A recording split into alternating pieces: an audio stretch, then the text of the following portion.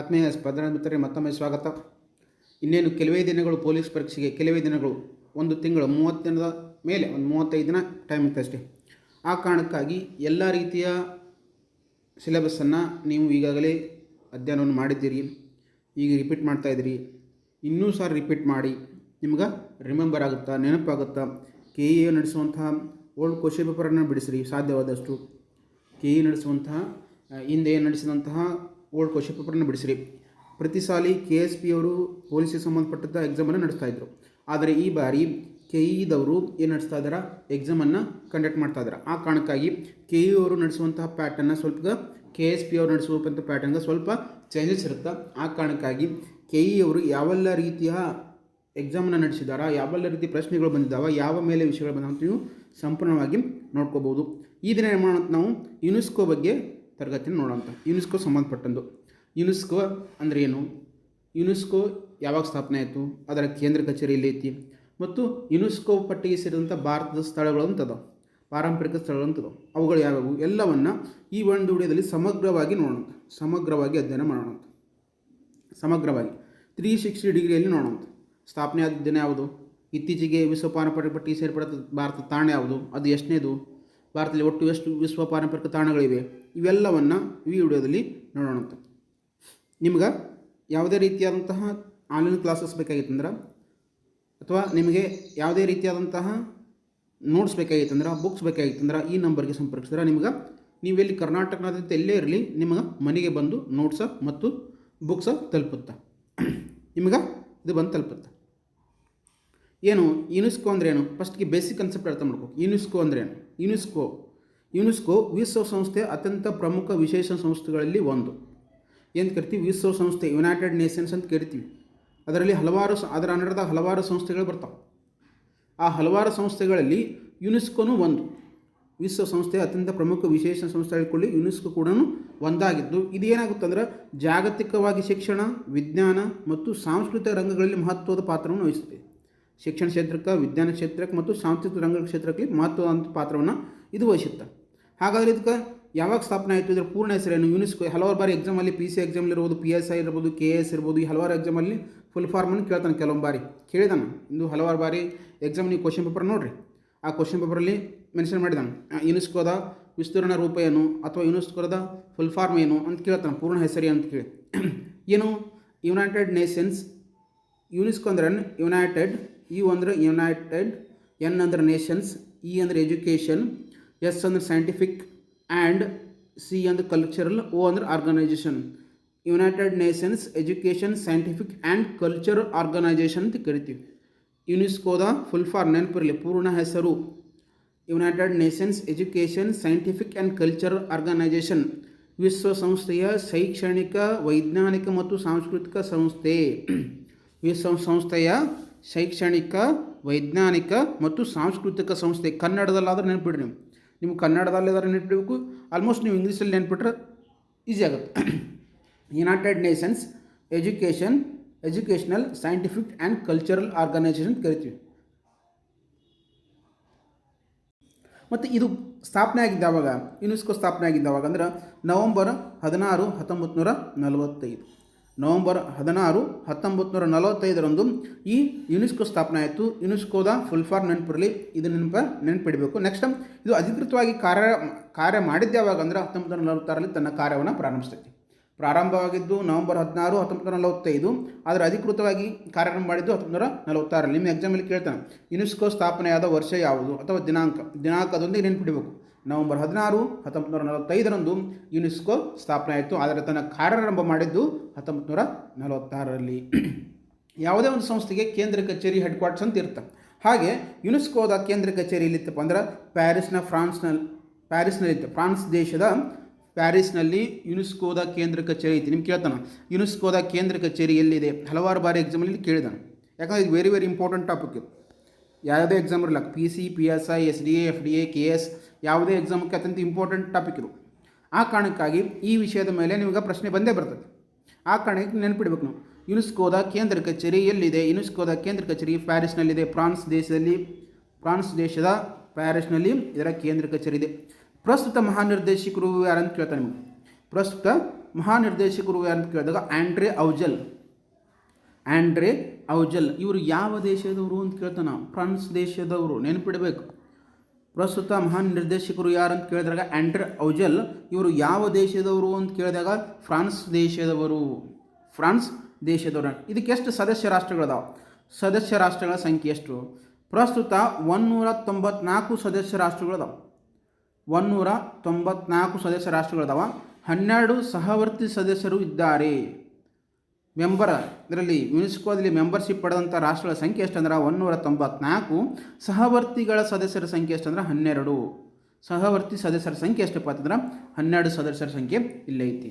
ಇದರ ಮುಖ್ಯ ಧ್ಯೇಯ ಉದ್ದೇಶನು, ಯಾಕೆ ಯುನೆಸ್ಕೋನ ಸ್ಥಾಪನೆ ಮಾಡಿದ್ರು, ಇದರ ಉದ್ದೇಶ ಏನಾಗೈತಿ, ಯಾಕೆ ಕಾರಣಕ್ಕಾಗಿ ಈ ಯುನೆಸ್ಕೋ ಬೇಕು ಅಂತೇಳಿ ನೋಡಿದಾಗ, ಶಿಕ್ಷಣ, ನೈಸರ್ಗಿಕ ವಿಜ್ಞಾನ, ಸಾಮಾಜಿಕ ಮತ್ತು ಮಾನವ ವಿಜ್ಞಾನಗಳು, ಸಾಂಸ್ಕೃತಿಕ ಹಾಗೂ ಸಂವಹನದ ಮಾಧ್ಯಮಗಳು ಮೂಲಕ ಜಾಗತಿಕ ಶಾಂತಿ, ನ್ಯಾಯ ಮತ್ತು ಭದ್ರತೆಯನ್ನು ಬಲಪಡಿಸುವುದು. ಅಂದ್ರೆ ಜಗತ್ತಿನಾದ್ಯಂತ ಶಿಕ್ಷಣದ ಮೂಲಕ ಆಗಲಿ ಅಥವಾ ನೈಸರ್ಗಿಕ ವಿಜ್ಞಾನ ಮೂಲಕವಾಗಲಿ ಅಥವಾ ಸಾಮಾಜಿಕವಾಗಲಿ ಅಥವಾ ಸಾಂಸ್ಕೃತಿಕವಾಗಲಿ ಯಾವುದೋ ಒಂದು ರೀತಿಯಿಂದ ಜಾಗತಿಕವಾಗಿ ಜಗತ್ತಿನಲ್ಲಂತ ಶಾಂತಿ ನೆಲೆಸುವುದು ಮತ್ತು ನ್ಯಾಯ ಕೊಡಿಸುವುದು, ಅವರಿಗೆ ಭದ್ರತೆಯನ್ನು ಬಲಪಡಿಸುವುದು ಇದರ ಉದ್ದೇಶ, ಇದರ ಮುಖ್ಯ ಧ್ಯೇಯ ಉದ್ದೇಶ.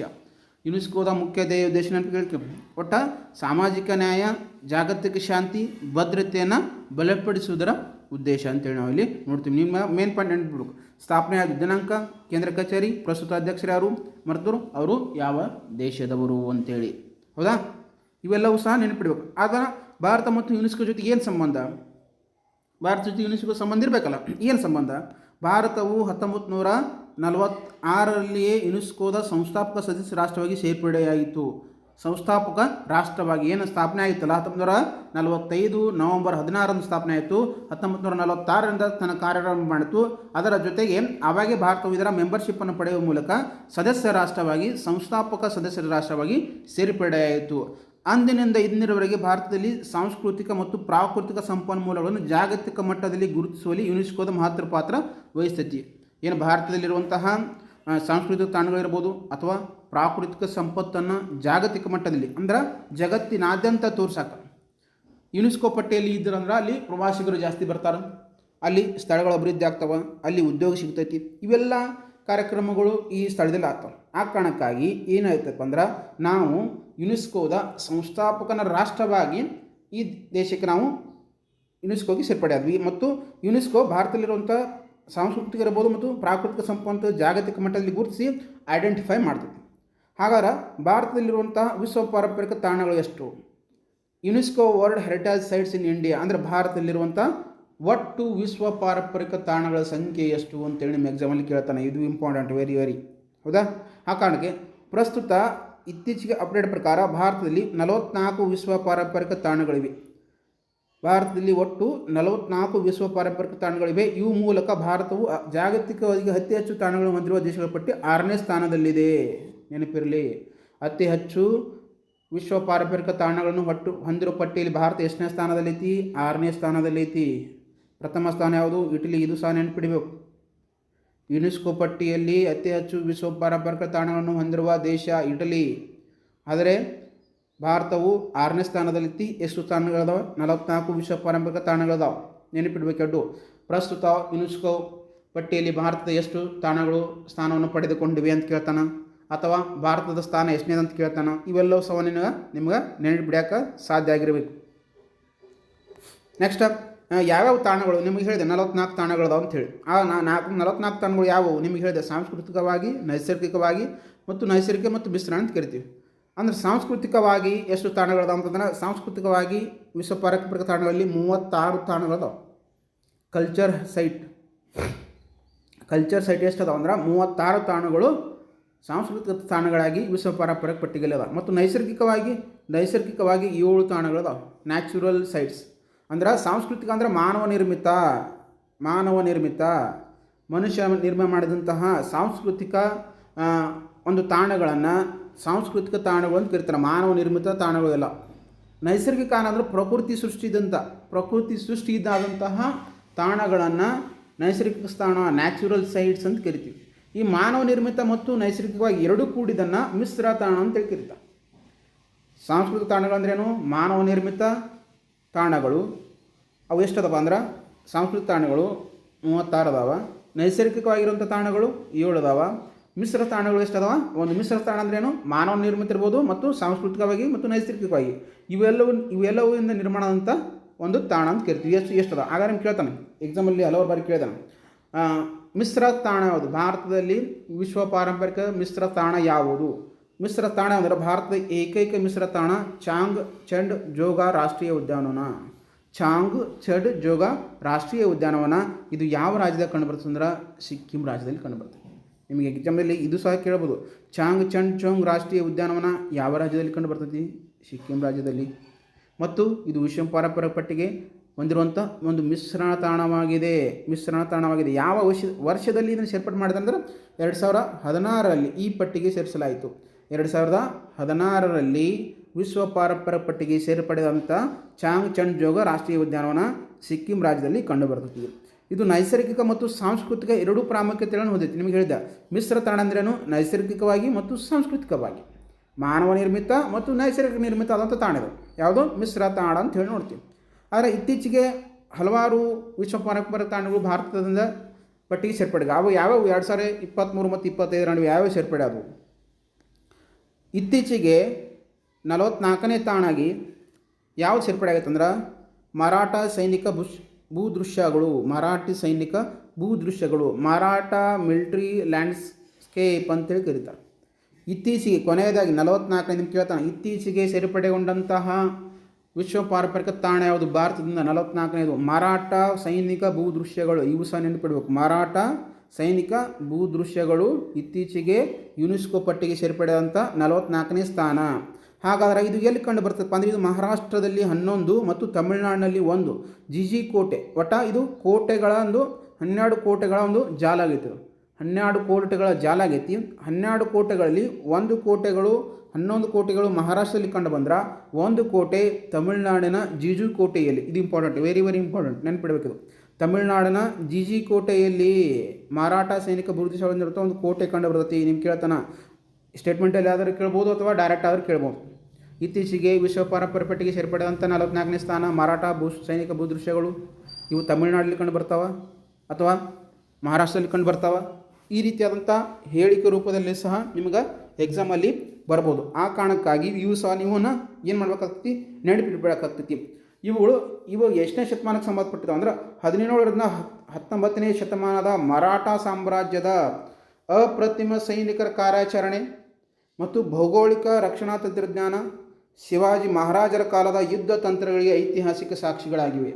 ಇವೇನು 12 ಕೋಟೆಗಳದಾವಲ್ಲ, ನಾನು ಆಗಿನ ಸಮಯದಲ್ಲಿ ಆಳ್ತಾ ಇದ್ದಲ್ಲ ಮರಾಠ ಸಾಮ್ರಾಜ್ಯ 17ರಿಂದ 19ನೇ ಶತಮಾನವರೆಗೆ ಆಳ್ವಿಕೆ ಮಾಡ್ತಿದ್ರಲ್ಲ, ಆ ಸಮಯದಲ್ಲಿ ಅವರ ಶೌರ್ಯ ಪರಾಕ್ರಮ, ಸೈನಿಕ ಕಾರ್ಯಾಚರಣೆ, ಭೌಗೋಳಿಕ ತಂತ್ರಜ್ಞಾನ, ಶಿವರಾಜ ಮಹಾರಾಜರ ಯುದ್ಧ ತಂತ್ರಗಳು ಇವೆಲ್ಲವೂ ಈ 12 ಕೋಟೆಗಳಲ್ಲಿ ನಾವು ಕಾಣಬಹುದು.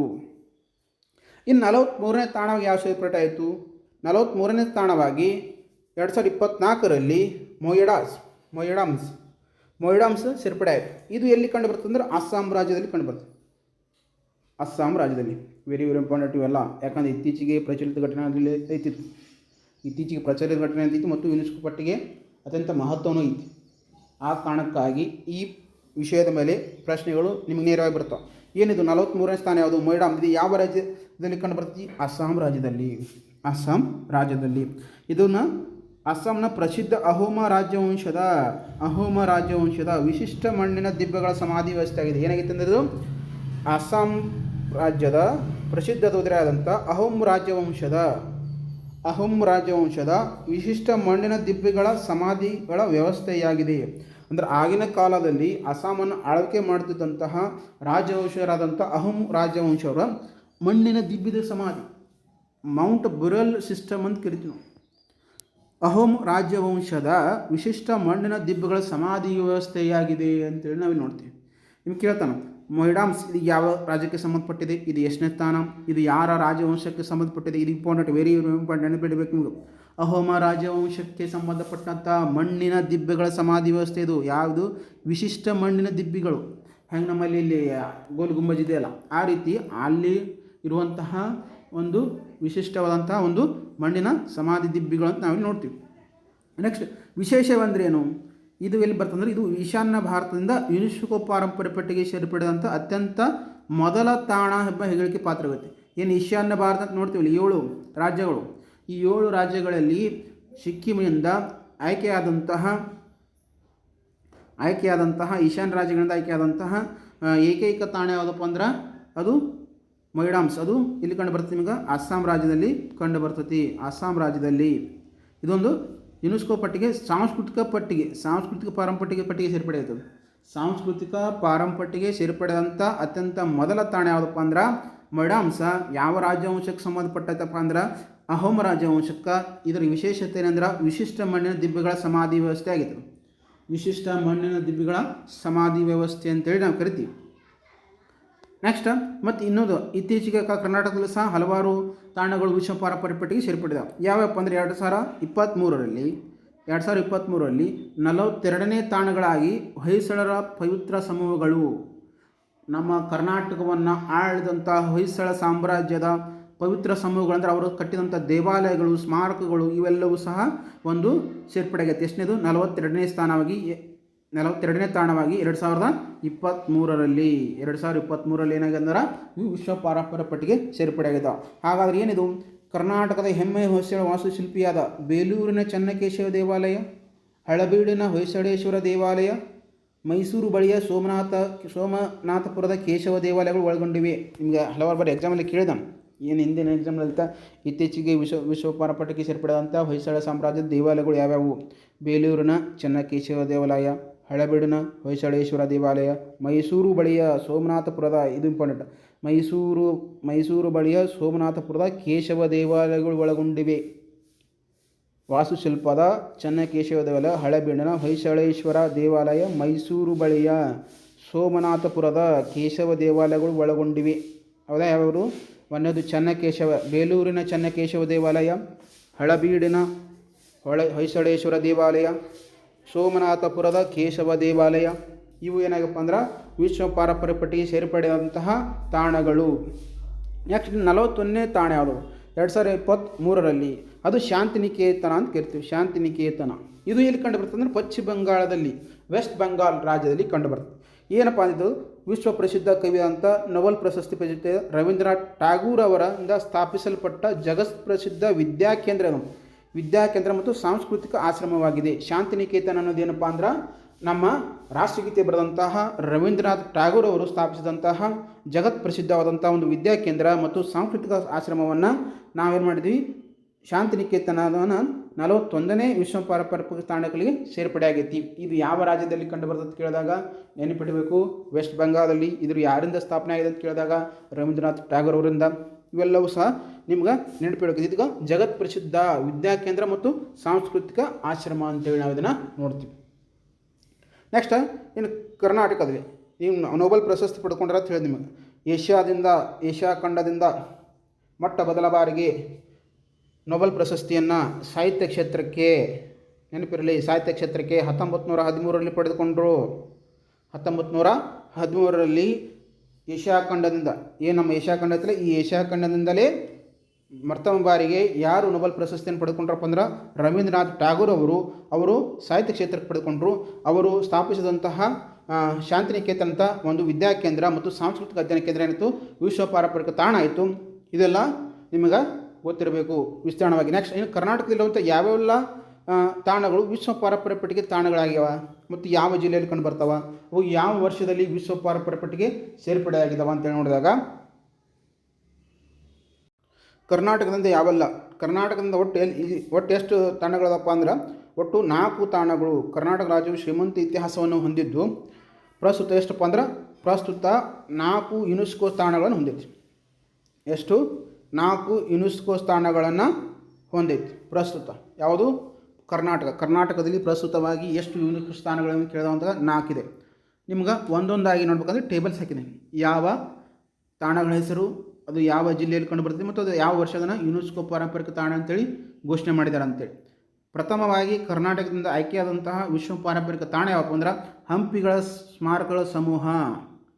ಹಂಪಿಗಳ ಸ್ಮಾರಕಗಳ ಸಮೂಹ ವಿಜಯನಗರ ಜಿಲ್ಲೆಗೆ ಕಂಡು ಬರ್ತದೆ. ಇದನ್ನು 1986ರಲ್ಲಿ ನೀರು ನೆನಪಿಡಬೇಕು.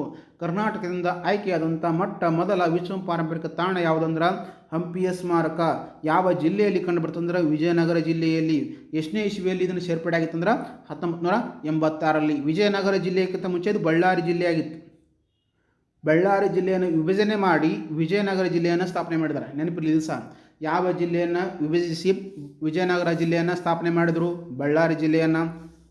ಎರಡನೇದು ಪಟ್ಟದಕಲ್ಲುಗಳ ಸ್ಮಾರಕಗಳ ಸಮೂಹ. ಪಟ್ಟದಕಲ್ಲುಗಳ ಸ್ಮಾರಕ ಸಮೂಹ ಇದು ಕಂಡುಬರುವ ಜಿಲ್ಲೆ ಯಾವುದು? ಬಾಗಲಕೋಟೆ ಜಿಲ್ಲೆಯಲ್ಲಿ. ಯಾವ ವರ್ಷಕ್ಕೆ ವಿಶ್ವ ಪಾರಂಪರಿಕ ಪಟ್ಟಿಗೆ ಸೇರಿತ್ತು? 1987ರಲ್ಲಿ. 1987ರಲ್ಲಿ ಪಟ್ಟದಕಲ್ಲಿನ ಸ್ಮಾರಕಗಳೇನಂದ್ರೆ ಬಾಗಲಕೋಟೆ ಜಿಲ್ಲೆಯಲ್ಲಿ ಕಂಡು ಬರ್ತಾವ.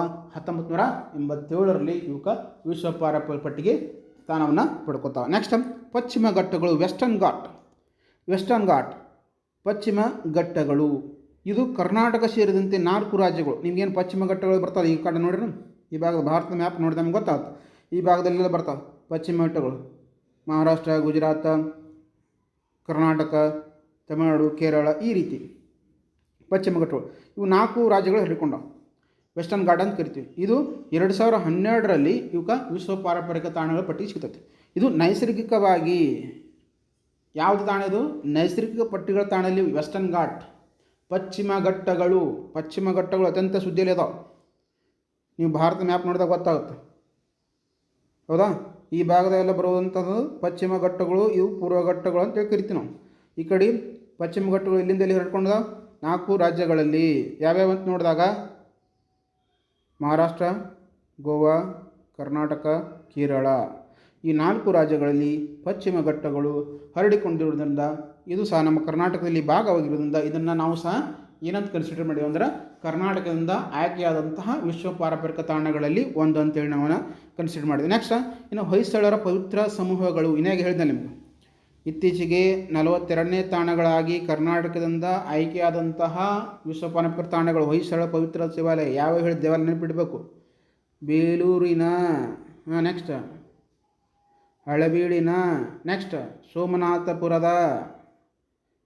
ಇಲ್ಲಿ ಬರ್ತೈತಿ, ಮೈಸೂರು ಜಿಲ್ಲೆಯಲ್ಲಿ ಕಂಡು ಬರ್ತೈತಿ. ಇವೆಲ್ಲವೂ ನೆನಪಿಡ್ಬೇಕು. ನೆನಪಕ್ಕೆ ಯಾರ್ಯಾರು ಕಟ್ಟಿದ್ದು? ಹೊಯ್ಸಳ ಸಾಮ್ರಾಜ್ಯ ಕಟ್ಟಿದಂತಹ ದೇವಸ್ಥಾನಗಳು ಇವೆಲ್ಲವು. ಬೇಲೂರಿನ, ಹಳೆಬೀಡಿನ, ನೆನಪದವಿಲ್ಲ? ಬೇಲೂರಿನ ಯಾವ್ಯಾವು? ಬೇಲೂರಿನ ಚೆನ್ನಕೇಶವ ದೇವಾಲಯ, ಹಳೆಬೀಡಿನ ಹೊಯ್ಸಳೇಶ್ವರ ದೇವಾಲಯ, ಸೋಮನಾಥಪುರದ ಕೇಶವ ದೇವಾಲಯಗಳನ್ನು ಒಳಗೊಂಡಂಥ ಒಂದು ಸಮೂಹ ಆಗಿದ್ದು. ಇದು 2023ರಲ್ಲಿ ಏನು ಮಾಡ್ತಾರೆ? ಇದನ್ನು ವಿಶ್ವ ಪಾರಂಪರಿಕ ತಾಣ ಪಟ್ಟಿಗೆ ಸೇರ್ಪಡೆ ಮಾಡ್ತಾರೆ. ಒಟ್ಟು ಎಷ್ಟಪ್ಪ ಅಂದ್ರೆ ಕರ್ನಾಟಕದಿಂದ ಆಯ್ಕೆಯಾದಂಥವು 4. ಇವು ಸಹ ನೆನಪಿಡಬೇಕು. ಹಂಪಿ, ಪಟ್ಟದಕಲ್ಲು, ಪಶ್ಚಿಮ ಘಟ್ಟಗಳು ಮತ್ತು ಹೊಯ್ಸಳರ ಪವಿತ್ರ ತಾಣ. ಇತ್ತೀಚೆಗೆ ಇದು ನೆನಪಿಡಬೇಕು. ಯಾಕಂದರೆ ಇಲ್ಲಿ 3 ಗ್ರಾಮಗಳಿಂದ ಕಟ್ಟಿದ ದೇವಾಲಯಗಳು. ಬೇಲೂರಿನ ಚೆನ್ನಕೇಶವ ದೇವಾಲಯ, ಹಳೆಬೀಡಿನ ಹೊಯ್ಸಳೇಶ್ವರ ದೇವಾಲಯ ಮತ್ತು ಇನ್ನೊಂದು ಕೇಶವ ದೇವಾಲಯ, ಸೋಮನಾಥಪುರದ ಕೇಶವ ದೇವಾಲಯ ಇವು ಸಹ ಸೇರ್ಪಡೆಯಾಗಿದ್ದಾವೆ. ಈ ಯಾವ ಜಿಲ್ಲೆಯಲ್ಲಿ ಕಂಡು ಬರ್ತಾವ, ಯಾವ ವರ್ಷದಲ್ಲಿ ಸೇರ್ಪಡೆಯಾಗಿದ್ದಾವೆ ಎಲ್ಲವೂ ನೆನಪಿಡಬೇಕು. ನಿಮಗೆ ಯಾವ ರೀತಿ ಪ್ರಶ್ನೆಗಳು ಬರ್ತಾವೆ ಗೊತ್ತಿಲ್ಲ, ಎಲ್ಲವೂ ಸಹ ಅಧ್ಯಯನವನ್ನು ನೀವು ಮಾಡಬೇಕಾಗ್ತದೆ. ನೆಕ್ಸ್ಟ್ ಯುನೆಸ್ಕೋ ಇತರ ಉಪಕ್ರಮಗಳೇನು? ಭಾರತದ ಜೊತೆಗೆ ಏನೆಲ್ಲ ಕ್ರಮಗಳನ್ನು ತೆಗೆದುಕೊಂಡು ಹೋಗಬೇಕು? ಅಮೂರ್ತ ಸಾಂಸ್ಕೃತಿಕ ಪರಂಪರೆ, ಇಂಟ್ಯಾಂಜಿಬಲ್ ಕಲ್ಚರಲ್ ಹೆರಿಟೇಜ್. ಭೌತಿಕವಾಗಿ ಕಾಣದೇ ಆದರೆ ತಲತಲಾಂತರದಿಂದ ಹರಿದು ಬಂದಿರುವ ಕಲೆ, ಆಚರಣೆ ಮತ್ತು ಸಂಸ್ಕೃತಿಯನ್ನು ರಕ್ಷಿಸಲು ಈ ಪಟ್ಟಿ ಮಾಡಲಾಗುತ್ತದೆ. ಅಮೂರ್ತ ಸಾಂಸ್ಕೃತಿಕ ಪರಿಕಲ್ಪನೆ ಅಂದ್ರೇನು? ಅಮೂರ್ತ ಇಂಟ್ಯಾಂಜಿಬಲ್ ಕಲ್ಚರ್ ಹೆರಿಟೇಜ್. ಭೌತಿಕವಾಗಿ ಅಂದರೆ ಕಣ್ಣಿಗೆ ಕಾಣದೆ, ತಲಾಂತರದಿಂದ ಅಂದರೆ ವಂಶಪಾರಂಪಕವಾಗಿ ವರ್ಷಗಳಿಂದ ವರ್ಷಕ್ಕೆ ತಲಾಂತರವಾಗಿ ಹರಿದು ಬಂದಿರುವಂಥ ಕಲೆ, ಆಚರಣೆ ಮತ್ತು ಸಂಸ್ಕೃತಿಗಳನ್ನು ಒಳಗೊಂಡಿರುವ ಸಂಸ್ಕೃತಿಗಳನ್ನು ರಕ್ಷಿಸಲು ಈ ಪಟ್ಟಿ ಮಾಡಲಾಗುತ್ತದೆ. ಕಲೆ ಇರಬೇಕು, ಅಲ್ಲಿ ಆಚರಣೆ ಇರಬೇಕು ಮತ್ತು ಅಲ್ಲಿ ಸಂಸ್ಕೃತಿ ಇರಬೇಕು. ಅದಕ್ಕೆ ಈ ಅಮೂರ್ತ ಸಾಂಸ್ಕೃತಿಕ ಪರಂಪರೆ ಅಂತೇಳಿ ಉಪಕ್ರಮವನ್ನು ಯುನೆಸ್ಕೋದ ಉಪಕ್ರಮವನ್ನು ಇದರ ಜೊತೆ ತರ್ತಾರೆ. ಏನಿರ್ಬೋದು ಉಪಕ್ರಮ? ಇದು ತಲಾಂತರದಿಂದ ಒಂದು ಆಚರಣೆಗೆ ಬಂದಂಥ ಒಂದು ಕಲೆ, ಒಂದು ಆಚರಣೆ, ಒಂದು ಸಂಸ್ಕೃತಿ. ಭಾರತದ ಪ್ರಸ್ತುತ ಒಟ್ಟು 15 ಸಾಂಸ್ಕೃತಿಕ ಕಲೆ ಮತ್ತು ಆಚರಣೆಗಳು ಈ ಪಟ್ಟಿಯಲ್ಲಿದೆ. ಒಟ್ಟು ವಿಶ್ವ ಪಾರಂಪರಿಕ ತಾಣಗಳೆಷ್ಟು?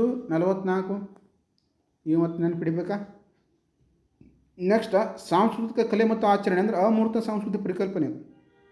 ಈ ಪಟ್ಟಿಯಲ್ಲಿ ಎಷ್ಟದಪ್ಪ ಅಂದ್ರೆ 15 ಸಾಂಸ್ಕೃತಿಕ ಕಲೆ ಮತ್ತು ಆಚರಣೆಗಳು, ಸಾಂಸ್ಕೃತಿಕ ಕಲೆಗಳು ಮತ್ತು ಆಚರಣೆಗಳು ಈ ಪಟ್ಟಿಯಲ್ಲಿ ಸ್ಥಾನ ಪಡೆದುಕೊಂಡು ಎಷ್ಟು ಒಟ್ಟು 15 ನೆನಪಿಡಬೇಕು. ಆದರೆ ಇತ್ತೀಚೆಗೆ ಸೇರ್ಪಡೆಗೊಂಡಿದ್ದು ಯಾವುದಾ, ಇದು ವೆರಿ ವೆರಿ ಇಂಪಾರ್ಟೆಂಟ್. ಇತ್ತೀಚೆಗೆ ಸೇರ್ಪಡೆಗೊಂಡಂತಹ ಗುಜರಾತ್ನ ಪ್ರಸಿದ್ಧ ನೃತ್ಯ ಯಾವುದು, ಗರ್ಬಾ ಡ್ಯಾನ್ಸ್, ಗರ್ಬಾ ನೃತ್ಯ ಇದನ್ನು ಕೇಳ್ಬೋದು ನಮಗೆ. ನಾವು ಕ್ಲಾಸಿಕಲ್ ಡ್ಯಾನ್ಸ್ ನೋಡ್ತೀವಿ, ಜಾನಪದ ನೃತ್ಯಗಳು ನೋಡ್ತೀವಿ. ಇದು ಸಹ ಗುಜರಾತ್ನ ಪ್ರಸಿದ್ಧವಾದಂಥ ಜಾನಪದ ನೃತ್ಯದ ಗರ್ಬಾ ನೃತ್ಯ. ಇದು ಏನು ಸೇರ್ಪಡೆ ಆಗುತ್ತೆ ಅಂದ್ರೆ ಯುನೆಸ್ಕೋ ಪಟ್ಟಿಗೆ ಅಮೂರ್ತ ಸಾಂಸ್ಕೃತಿಕ ಪರಿಕಲ್ಪನೆಗೆ ಸೇರ್ಪಡೆ ಆಗುತ್ತೆ. ಇದು ಎಷ್ಟನೇ ಅಂದರೆ 15ನೇ ಕಾಮೂರ್ತ ಪರಂಪರೆಯಾಗಿ ಸೇರಿದೆ. ಒಟ್ಟು ನಿಮಗೆ ಎಷ್ಟು ಹೇಳಿದ್ದೆ, 15 ಅಂತ ಹೇಳಿದ್ವಿ. ಹಾಗಾದರೆ ಇತರ ಪ್ರಮುಖಗಳು ಯಾವುವು, ತಾಣಗಳು ಮತ್ತು ಆಚರಣೆಗಳು. ಕೋಲ್ಕತ್ತಾದ ದುರ್ಗಾ ಪೂಜೆ 2021ರಲ್ಲಿ ಈ ಪಟ್ಟಿಗೆ ಸೇರ್ಪಡೆಯಾಗಿದೆ. ಕುಂಭಮೇಳ, ಯೋಗ, ನವರೋಜ, ಸಂಕೀರ್ತನ ಮಣಿಪುರ, ಕೇರಳದ ಮುಡಿಯಟ್ಟು, ವೈದಿಕ ಜಪ ಪದ್ಧತಿ, ರಾಮಲೀಲಾ ಎಲ್ಲವೂ ಆಚರಣೆಗಳು, ತಾಣಗಳು. ಕೋಲ್ಕತ್ತಾದ ದುರ್ಗಾ ಪೂಜೆ ಆಚರಣೆ, ಕುಂಭಮೇಳ ಆಚರಣೆ, ಯೋಗ ಆಚರಣೆ, ನವರೋಜ ತಾಣ, ಸಂಕೀರ್ತನ ಆಚರಣೆ, ಕೇರಳದ ಮುಡಿಮಟ್ಟು ಆಚರಣೆ, ವೈದಿಕ ಜಪತಿ ಪದ್ಧತಿ ಮತ್ತು ರಾಮಲೀಲಾ ಇವೆಲ್ಲ ಆಚರಣೆಗೂ ಮುದ್ದು ದಿನಾಚರಣೆ. ಒಟ್ಟು 15 ಸೇರ್ಪಡೆಯಾಗದವ. 15ರಲ್ಲಿ ಇವು ಸಹ ಒಂದೊಂದು ನೆನಪಿಡಬೇಕು. ಕೋಲ್ಕತ್ತಾದ ದುರ್ಗಾ ಪೂಜೆ ಸೇರ್ಪಡೆಯಾಗಿತ್ತು 2021ರಾಗ. ಕುಂಭಮೇಳ ನಡೀತು, ಯೋಗ, ನವರೋಜ, ಸಂಕೀರ್ತನ, ಕೇರಳದ ಮಡಿಯಟ್ಟು, ವೈದಿಕ ಜಪ ಪದ್ಧತಿ ಮತ್ತು ರಾಮಲೀಲಾ ಇವೆಲ್ಲವೂ ಸಹ ಯುನೆಸ್ಕೋ ಪಟ್ಟಿಗೆ ಅಮೂರ್ತ ಸಾಂಸ್ಕೃತಿಕ ಪರಂಪರೆಗೆ ಸೇರ್ಪಡೆಯಾದಂತಹ ಪ್ರಮುಖ ತಾಣಗಳು ಅಂತ ನೋಡ್ತೀವಿ. ಇನ್ನು ಯುನೆಸ್ಕೋ ಕ್ರಿಯೇಟಿವಿಟಿ ಸಿಟಿ ನೆಟ್ವರ್ಕ್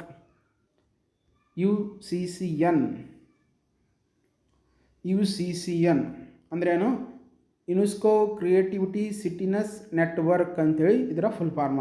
ಇದು ವಿಶಿಷ್ಟ ಸಾಂಸ್ಕೃತಿಕ ಮತ್ತು ಸೃಜನಶೀಲ ಕ್ಷೇತ್ರಗಳಲ್ಲಿ ಸಾಧನೆ ಮಾಡಿದ ನಗರಗಳನ್ನು ಈ ಜಾಲಕ್ಕೆ ಸೇರಿಸಲಾಗುತ್ತದೆ. ಆ ನಗರಗಳು ವಿಶಿಷ್ಟ ರೀತಿಯ ಸಾಂಸ್ಕೃತಿಕ ಒಂದು ಕಲೆಯನ್ನು ಹೊಂದಿರಬೇಕು ಮತ್ತು ಸೃಜನಶೀಲ ಕ್ಷೇತ್ರಗಳಲ್ಲಿ ಯಾವುದಾದ್ರೂ ಒಂದು ಕ್ಷೇತ್ರಗಳಲ್ಲಿ ಸಾಧನೆ ಮಾಡಿರಬೇಕು. ಆ ಕಾರಣಕ್ಕಾಗಿ ಈ ನಗರವನ್ನು ಯುನೆಸ್ಕೋ ಕೆಲವು ಕ್ರಿಯೇಟಿವಿಟಿ ಸಿಟಿ ನೆಟ್ವರ್ಕ್ ಅಂತ ಕರಿತೀವಿ. ಕ್ರಿಯೇಟಿವಿಟಿ ಅಂದರೆ ಆ ನಗರದಲ್ಲಿ ಏನೋ ಒಂದು ಕ್ರಿಯೇಟಿವಿಟಿ ಐತೆ ಅಂತೇಳಿ ಅರ್ಥ. ಕರ್ನಾಟಕದಲ್ಲಿ ಭಾರತದಿಂದ ಆಯ್ಕೆ ಅಂತ ನಗರಗಳು ಯಾವುದು, ಕೋಜಿಕೋಡಮ್ ಕೇರಳ ಭಾರತ ಅತ್ಯಂತದ ಮೊದಲ ಸಾಹಿತ್ಯದ ನಗರ. ಇದು ವೆರಿ ಇಂಪಾರ್ಟೆಂಟ್. ಸಾಹಿತ್ಯದ ನಗರ, ಸಿಟಿ ಆಫ್ ಲಿಟ್ರೇಚರ್ 2023 ಎಂಬ ಖ್ಯಾತಿ ಪಡೆದುಕೊಂಡಿದೆ. ನಿಮ್ಮ ಎಕ್ಸಾಂಪಲ್ ಕೇಳ್ತಾನೆ, ಸಿಟಿ ಆಫ್ ಲಿಟ್ರೇಚರ್ ಯಾವ ನಗರ ಖ್ಯಾತಿಯನ್ನು ಕೊಡ್ತಿದೆ, ಕೋಜಿಕೋಡಮ್ ಎಲ್ಲಿ ಕಂಡು ಬರುತ್ತೆ, ಕೇರಳ ರಾಜ್ಯದಲ್ಲಿ. ನೆಕ್ಸ್ಟ್ ಗ್ವಾಲಿಯರ್ ಮಧ್ಯಪ್ರದೇಶದಲ್ಲಿ ಕಂಡುಬರುತ್ತೆ. ಇದನ್ನು ಸಂಗೀತಗಳ ನಗರ, ಸಿಟಿ ಆಫ್ ಮ್ಯೂಸಿಕ್ 2023 ಗುರುತಿಸಲ್ಪಟ್ಟಿದೆ. ಸಿಟಿ ಆಫ್ ಮ್ಯೂಸಿಕ್ ಯಾವ ನಗರವನ್ನು ಕರೀತಾರೆ, ಗ್ವಾಲಿಯರ್ ನೆನಪಿರಬೇಕು. ಸಿಟಿ ಆಫ್ ಮ್ಯೂಸಿಕ್ ಗ್ವಾಲಿಯರ್ ಎಲ್ಲಿ ಕಂಡು ಬರುತ್ತೆ, ಮಧ್ಯಪ್ರದೇಶದ ರಾಜ್ಯದಾಗ ಗ್ವಾಲಿಯರ್ ನೆನಪಿರಲಿ. ಇನ್ನು ಶ್ರೀನಗರ ಕರಕುಶಲ ಮತ್ತು ಜಾನಪದದ ಕಲೆ. ಎದಕ್ಕೆ ಪ್ರಸಿದ್ಧಿಯನ್ನು ಪಡೆದುತ್ತೆ ಅಂದರೆ ಇದಕ್ಕೆ ಅಲ್ಲಿ ಕರಕುಶಲ ಇದೆ ಮತ್ತು ಜಾನಪದ ಕಲೆ ಇದೆ. 2021ರಲ್ಲಿ ಈ ಪಟ್ಟಿಗೆ ಇದು ಸೇರ್ಪಡೆ ಆಗಿದೆ. ನೆಕ್ಸ್ಟ್ ಮುಂಬೈ ಸಹ ಈ ನಗರಕ್ಕೆ, ಎದಕ್ಕಂದ್ರೆ ಚಲನಚಿತ್ರ ಕ್ಷೇತ್ರಕ್ಕೆ 2019ರಲ್ಲಿ ಈ ಕ್ರಿಯೇಟಿವಿಟಿ ನಗರಕ್ಕೆ ಸೇರ್ಪಡೆ ಆಗಿದೆ. ನೆಕ್ಸ್ಟ್ ಹೈದರಾಗ್ರಾಮ್ ಪಕ್ಷಶಾಸ್ತ್ರ ಅಥವಾ ಆಹಾರ ಸಂಸ್ಕೃತಿ, ಈ ಎರಡನ್ನು ಗ್ಯಾಸೋನ್ ಮೆತ್ಕಿರ್ತೀವಿ. ಇದು 2019ರಲ್ಲಿ ಈ ಪಟ್ಟಿಗೆ ಇದು ಸಹ ಸೇರ್ಪಡೆಯಾಗಿತ್ತು. ನೆಕ್ಸ್ಟ್ ಚೆನ್ನೈ ಮತ್ತು ವಾರಣಾಸಿ ಈ ನಗರಗಳನ್ನು ಸಂಗೀತದ ನಗರಗಳು ಅಂತ ಕರಿತೀವಿ.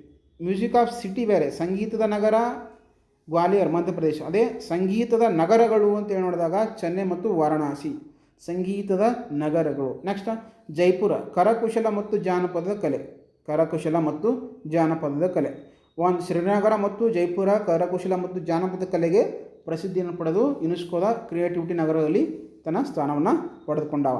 ನೆಕ್ಸ್ಟ್ ಹಿಂದೆಲ್ಲ ಯಾವ ರೀತಿ ಪ್ರಶ್ನೆ ಕೇಳಿದ್ದಾನ ಈ ಸಬ್ಜೆಕ್ಟ್ ಮೇಲೆ, ಯುನೆಸ್ಕೋದ ಮೇಲೆ SDA ಇರ್ಬೋದು, FDA ಇರ್ಬೋದು, ಪೊಲೀಸಲ್ಲಿ ಪುನರಾವರ್ತಿತ ಪ್ರಶ್ನೆ ಯಾವುದು ಅಂತ ಕೇಳಿದಾಗ ಯುನೆಸ್ಕೋದ ಕೇಂದ್ರ ಕಚೇರಿ ಎಲ್ಲಿದೆ ಅಂತೇಳಿ.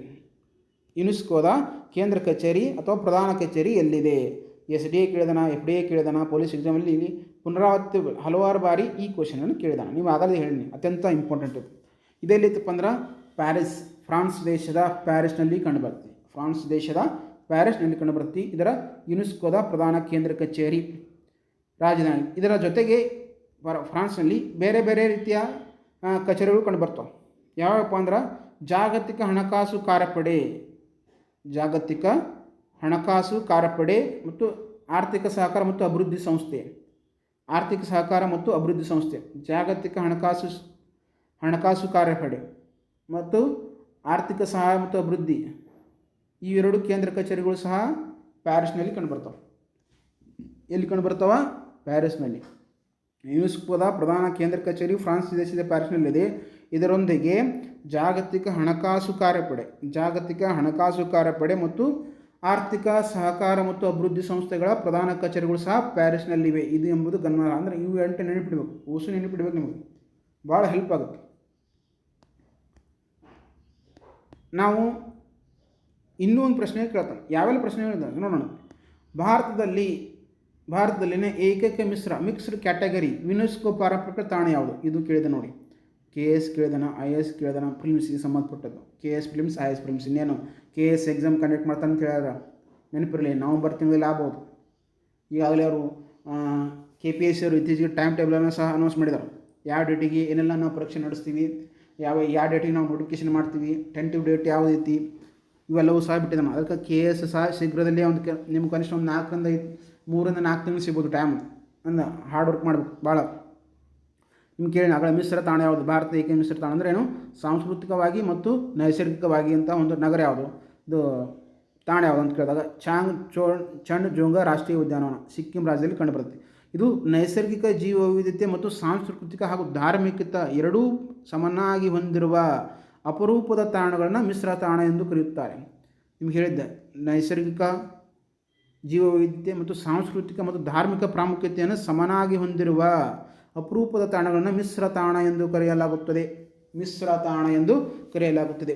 ಸಿಕ್ಕಿಂನಲ್ಲಿರುವ ಈ ತಾಣವನ್ನು 2016ರಲ್ಲಿ ಯುನೆಸ್ಕೋ ಪಟ್ಟಿಗೆ ಅಧಿಕೃತವಾಗಿ ಸೇರ್ಪಡೆಗೊಳಿಸಲಾಯಿತು. ಇನ್ನು ಕರ್ನಾಟಕದ ಕೆಳಗಿನ ಯಾವ ತಾಣಗಳು 2023ರಲ್ಲಿ ಯುನೆಸ್ಕೋ ತಾಣಗಳ ಪಟ್ಟಿಗೆ ಸೇರಿಸಲಾಗಿದೆ? 2023ರಲ್ಲಿ KS ಮತ್ತು PS ಅಲ್ಲಿ ಕೇಳಿದಾನೆ. ಏನು ಇತ್ತೀಚೆಗೆ ಮನೆ KS ಪರೀಕ್ಷೆ ನಡೀತಲ್ಲ, KS ಫಿಲ್ಮ್ಸ್ ಮಾಡೋದು ಇರ್ತೀವಿ, ಮೇನ್ಸ್ ಬರೆದು ರಿಸಲ್ಟ್ ವೇಟ್ ಮಾಡ್ತಾರಲ್ಲ ಅವ್ರಿಗೆ, ಮತ್ತು PSI 445 545 ನಡೀತಲ್ಲ, ಅವು ಕೆಲವು ಸಹ ಈ ಎಕ್ಸಾಮ್ ಬಂದಿತ್ತು. ಏನಂದ್ರೆ ಕರ್ನಾಟಕದ ಕೆಳಗಿನ ಯಾವ ತಾಣಗಳನ್ನು 2023ರಲ್ಲಿ ಯುನೆಸ್ಕೋ ವಿಶ್ವ ಪಾರಂಪರಿಕ ಪಟ್ಟಿಗೆ ಸೇರ್ಪಡಿಸಲಾಗಿದೆ ಅಂತ ಕೇಳಿದ್ದ. ಯಾವ್ಯಾವು ನಿಮ್ಗೆ ಹೇಳಿದ್ದೆ? ಹೊಯ್ಸಳರ ಪ್ರವೃತ್ತ ಸ್ತಂಭಗಳು ಯಾವುವು? ಬೇಲೂರು, ಹಳೆಬೀಡು ಮತ್ತು ಸೋಮನಾಥಪುರ. ಬೇಲೂರಿನ ಚೆನ್ನಕೇಶವ ದೇವಾಲಯ, ಹಳೆಬೀಡಿನ ಹೊಯ್ಸಳೇಶ್ವರ ದೇವಾಲಯ, ಸೋಮನಾಥಪುರದ ಕೇಶವಪುರ ದೇವಾಲಯ. ಏನು ತೋರಿಸ್ತಪ್ಪ ಅಂದ್ರೆ ಹೊಯ್ಸಳ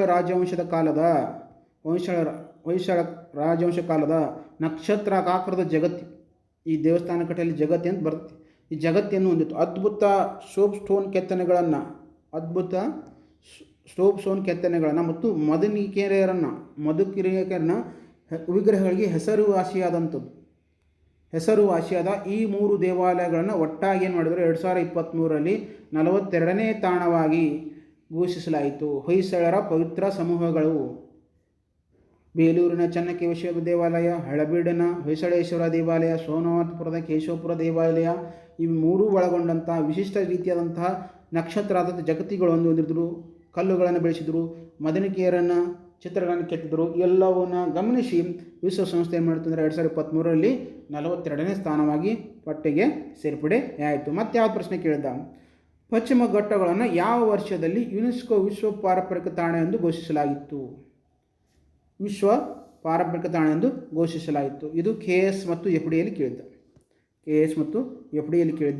ಏನು ಕೇಳಿದ್ದ? ಪಶ್ಚಿಮ ಘಟ್ಟಗಳನ್ನು ವೆಸ್ಟರ್ನ್ ಘಾಟ್ ಒಟ್ಟ ಕರ್ನಾಟಕದಿಂದ ಆಯ್ಕೆಯಾದವು ಎಷ್ಟು? 4.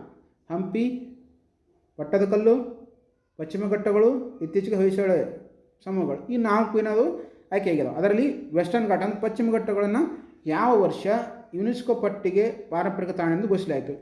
2012ರಲ್ಲಿ ಪಶ್ಚಿಮ ಘಟ್ಟಗಳನ್ನು ವಿಶ್ವ ಪಾರಂಪರಿಕ ತಾಣ ಪಟ್ಟಿಗೆ ನೈಸರ್ಗಿಕ ವಿಭಾಗದಲ್ಲಿ ನ್ಯಾಚುರಲ್ ಸೈಟ್ಸ್, ಜಗತ್ತಿನ ಅತ್ಯಂತ 8 ಶ್ರೀಮಂತ ಜೀವವೈವಿಧ್ಯ ತಾಣಗಳು, ಬಯೋಡೈವರ್ಸಿಟಿ ಹಾಟ್ಸ್ಪಾಟ್ ಅದಾವೆ ಜಗತ್ತಿನಾದಂಥ 8 ಇದು ಸಹ ಯಾವುದು ಅಂತಂದ್ರೆ ಇದು ಒಂದು ಯಾವುದು ಪಶ್ಚಿಮ ಘಟ್ಟಗಳು ಸಹ ಒಂದಾಗಿವೆ. ಇದೆಲ್ಲಿ ನಿಮಗೆ ಹೇಳಿದ್ದೆ, ಇಷ್ಟು ರಾಜ್ಯಗಳಲ್ಲಿ ಅಂತ ಹೇಳಿದ್ದು ನಿಮಗೆ ವಿವರಣೆ ಹೇಳಿದ್ದೆ. ಎಲ್ಲೆಲ್ಲಿ ಹರಡ್ಕೊಂಡೈತಿ? ಕೇರಳ, ತಮಿಳುನಾಡು, ಕರ್ನಾಟಕ, ಗೋವಾ, ಗುಜರಾತ್ ಮತ್ತು ಮಹಾರಾಷ್ಟ್ರ ರಾಜ್ಯಗಳಲ್ಲಿ 6 ರಾಜ್ಯಗಳಲ್ಲಿ ಹರಡ್ಕೊಂಡೈತಿ ಪಶ್ಚಿಮ ಘಟ್ಟಗಳು 6 ರಾಜ್ಯಗಳಲ್ಲಿ ಹರಡಿಕೊಂಡೈತಿ. ಮತ್ತು ಈ ವೆಸ್ಟರ್ನ್ ಘಾಟ್ನಲ್ಲಿ ಒಟ್ಟು 39 ಸಂರಕ್ಷಿತ ಅರಣ್ಯ ಪ್ರದೇಶಗಳು ಹೊಂದೈತಿ. 39 ಸಂರಕ್ಷಿತ ಅರಣ್ಯ ಪ್ರದೇಶಗಳನ್ನು ಒಳಗೊಂಡಿರ್ತಿ. ಯಾವುದು? ಪಶ್ಚಿಮ ಘಟ್ಟಗಳು. ಇದರಲ್ಲಿ ಗುಜರಾತ್ನಿಂದ ಹಿಡಿದು ಕೇರಳದವರೆಗೆ, ನೆನಪಿರಲಿ, ನಾವೇನು ಮ್ಯಾಪ್ ಬಿಡಿಸ್ತೀವಲ್ಲ,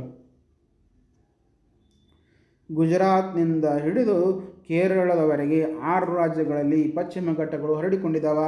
ಈ ಪಶ್ಚಿಮ ಘಟ್ಟಗಳನ್ನು ನ್ಯಾಚುರಲ್ ಸೈಟ್ಸ್ ಅಂತೇಳಿ 2012ರಲ್ಲಿ ವಿಶ್ವ ಪಾರಂಪರ್ಯ ಪಟ್ಟಿಗೆ ಸೇರ್ಪಡೆಯನ್ನು ಮಾಡಿದ್ದಾರೆ. ನೆಕ್ಸ್ಟ್ ಏನು ಕೇಳಿದ? ಯುನೆಸ್ಕೋದ ಅಮೂರ್ತ ಸಾಂಸ್ಕೃತಿಕ ಪರಂಪರೆಯ ಪಟ್ಟಿಗೆ intangible cultural heritage sites, intangible cultural heritage site ಇತ್ತೀಚೆಗೆ ಸೇರಿದ ಭಾರತ ನೃತ್ಯ ಯಾವುದು?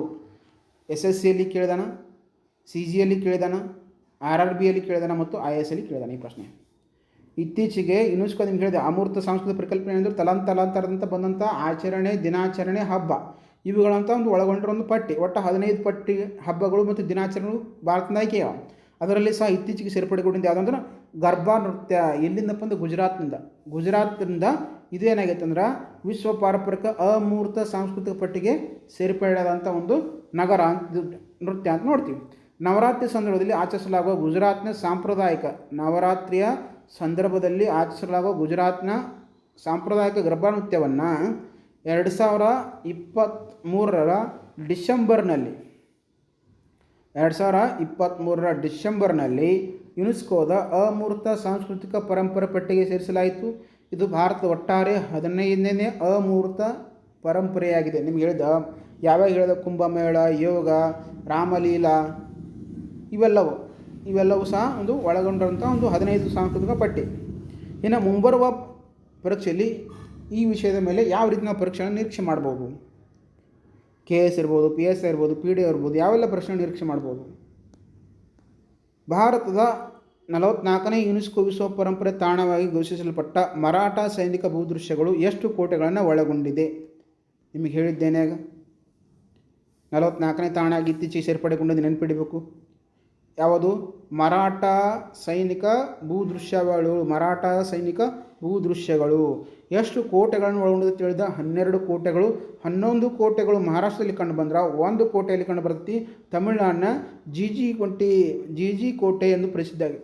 11 ಕೋಟೆಗಳು ಮಹಾರಾಷ್ಟ್ರದಲ್ಲಿದ್ದರೆ ಕೇವಲ 1 ಕೋಟೆ ಮಾತ್ರ ತಮಿಳುನಾಡಿನ ಜಿಜಿ ಕೋಟೆ. ಈ ಪರೀಕ್ಷೆಯಲ್ಲಿ ವಿಭಜನೆ ಕೇಳುವ ಸಾಧ್ಯತೆ, ಯಾಕಂದರೆ ವಿಭಜನೆ ಇಂಪಾರ್ಟೆಂಟ್ ಇದೆ. ವೆರಿ ಇಂಪಾರ್ಟೆಂಟ್ ಟಾಪಿಕ್ ಅದು. ಬರಬಹುದು ಕರೆಂಟ್ ಅಫೇರ್ಸ್ ನೆನಪಿರಲಿ. Very important. ಭಾರತದ 44ನೇ ವಿಶ್ವ ಪಾರಂಪರಿಕ ತಾಣ ಘೋಷಿಸಲ್ಪಟ್ಟ ಮರಾಠ ಸೈನಿಕ ಭೂದೃಶ್ಯಗಳು ಎಷ್ಟು ಕೋಟೆಗಳನ್ನು ಒಳಗೊಂಡಿದೆ? ಹೌದಾ?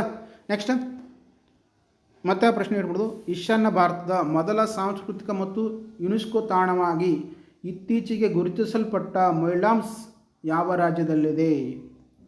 ಯಾವ ರಾಜ್ಯದಲ್ಲಿ ಅಂತ ಕೇಳಿದಾಗ ಅಸ್ಸಾಂ ರಾಜ್ಯದಲ್ಲಿ. ಇದು ಯಾವ ರಾಜವಂಶಕ್ಕೆ ಸಂಬಂಧಪಟ್ಟಿದ್ದು? ಅಹೋಮ್ ರಾಜವಂಶಕ್ಕೆ.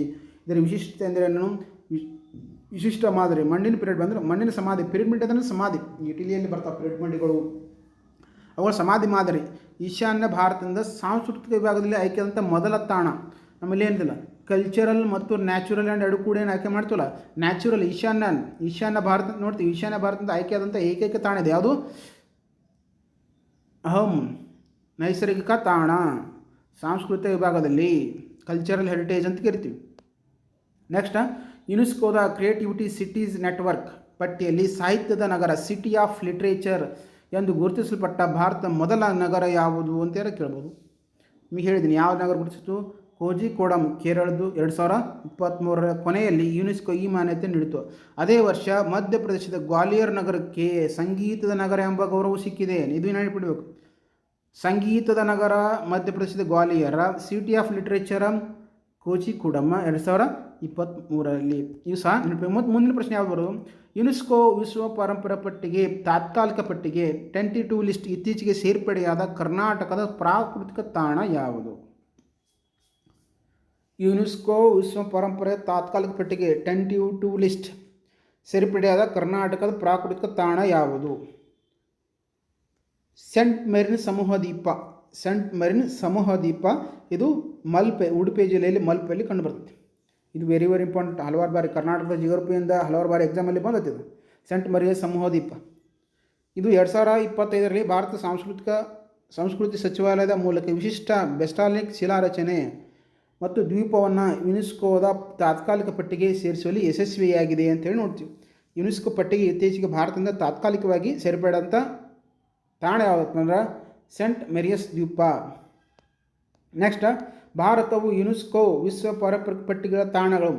ಭಾರತವು ಯುನೆಸ್ಕೋ ವಿಶ್ವ ಪರಂಪರೆಯ ತಾಣಗಳ ಒಟ್ಟು ಸಂಖ್ಯೆಯಲ್ಲಿ ಪ್ರಸ್ತುತ ಜಾಗತಿಕವಾಗಿ ಎಷ್ಟನೇ ಸ್ಥಾನದಲ್ಲಿದೆ? ಭಾರತವು ಯುನೆಸ್ಕೋ ವಿಶ್ವ ಪಾರಂಪರಿಕ ತಾಣಗಳ ಒಟ್ಟು ಸಂಖ್ಯೆಯಲ್ಲಿ ಪ್ರಸ್ತುತ ಜಾಗತಿಕವಾಗಿ ಎಷ್ಟನೇ ಸ್ಥಾನದಲ್ಲಿದೆ ಅಂತ ಪ್ರಶ್ನೆ ಕೇಳಿದೆ. ಇದಕ್ಕೆ ಪ್ರಶ್ನೆ ಏನಪ್ಪ ಅಂದ್ರೆ, ಇದಕ್ಕೆ ಉತ್ತರ ಏನಪ್ಪ ಅಂದ್ರೆ 6ನೇ ಸ್ಥಾನದಲ್ಲಿ ಐತಿ. ಈಗ ನಿಮಗೆ ಹೇಳಿದ್ದೆ ಎಷ್ಟನೇ ಸ್ಥಾನದಲ್ಲಿ ಭಾರತ ಐತಿ ಅಂತೇಳಿ. ಒಟ್ಟು 44 ತಾಣಗಳನ್ನು ಹೊಂದುವ ಮೂಲಕ 6ನೇ ಸ್ಥಾನದಲ್ಲಿ ಐತಿ. ಮೊದಲನೇ ಸ್ಥಾನ ಇಟಲಿ, 2ನೇ ಸ್ಥಾನ ಚೀನಾ, 3ನೇ ಸ್ಥಾನ ಫ್ರಾನ್ಸ, 4 ಸ್ಪೇನ್, 5 ಜರ್ಮನಿ ಸಹಗಳು ಹೊಂದಿವೆ. ಭಾರತದಲ್ಲಿ 44 ತಾಣಗಳನ್ನು ಹೊಂದುವ ಮೂಲಕ 6ನೇ ಸ್ಥಾನದಲ್ಲಿ ಐತಿ. ಇದು ಸಹ ನೆನಪಿಡಬೇಕು. ಮೊದಲ ಸ್ಥಾನ ಇಟಲಿ, ಪ್ರಸ್ತುತ ಭಾರತ ಸ್ಥಾನ ಎಷ್ಟಂದ್ರೆ 6ನೇ ಸ್ಥಾನ, 44 ತಾಣಗಳು. Very very important. ಪೊಲೀಸ್ ಪರೀಕ್ಷೆ ಇರ್ಬೋದು, PSI ಇರ್ಬೋದು, KS ಇರ್ಬೋದು, ಎಲ್ಲ ಎಕ್ಸಾಮ್ ಬರ್ತಿದ್ದವು ಯುನೆಸ್ಕೋ ಪಾರಂಪರಿಕ ಪಟ್ಟಿ. ಎನಿ ಎಕ್ಸಾಮ್ IAS ಹಿಡ್ಕೊಂಡು PC ಓದಂಥ ವಿದ್ಯಾರ್ಥಿಗಳಿಗೆ ಅದು ಅನುಕೂಲ ಆಗ್ತದೆ. ಆ ಕಾರಣಕ್ಕಾಗಿ ಯಾರೆಲ್ಲ ನಿಮ್ಮ ಸ್ನೇಹಿತರು ನೋಡಿಲ್ಲ ಅಂದ್ರೆ ಶೇರ್ ಮಾಡಿ, ಸಬ್ಸ್ಕ್ರೈಬ್ ಮಾಡ್ಕೊಳ್ಳಿ ಅಂತೇಳಿ. ಈ PDF ನಿಮಗೆ ಸಿಗುತ್ತೆ.